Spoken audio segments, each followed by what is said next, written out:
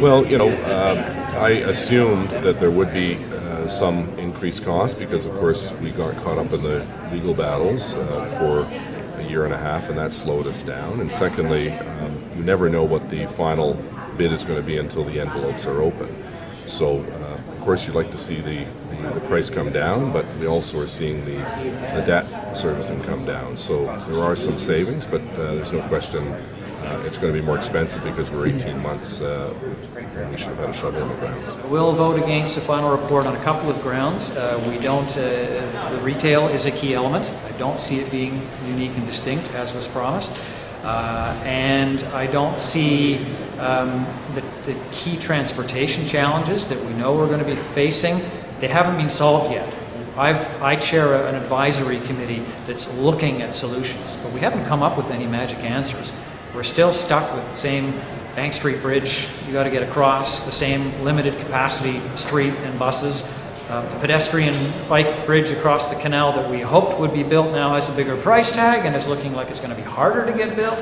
So some of our solutions are just optimism at the moment. It makes it not possible for me at the moment to say I'm spending $165 million of your money with too many unknowns.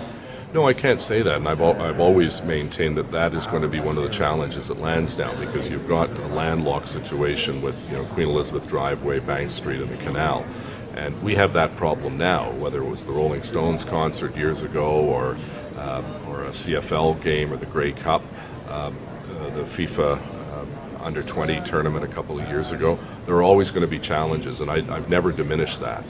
There will be. I know that area very well. I lived in the area. My parents lived across the street.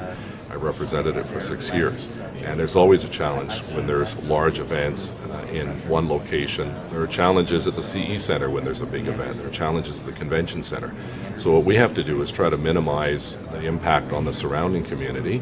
And part of the transportation plan is working with our partners like the NCC so that when there's a major event, we have the capacity, for instance, to use the driveway as a transit shuttle service to get people in and out of the area as quickly as possible.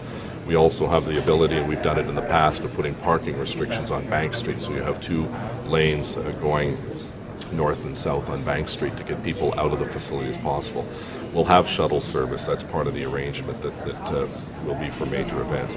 So that is a challenge, but it's in many ways it's one of it's a good problem to have. When you have a lot of people want to go to an area, it shows that it's a popular place, it's an in-demand place, and we'll have to do our best to minimize the impact both on those people wanting to go to the facility and those people who live in the vicinity.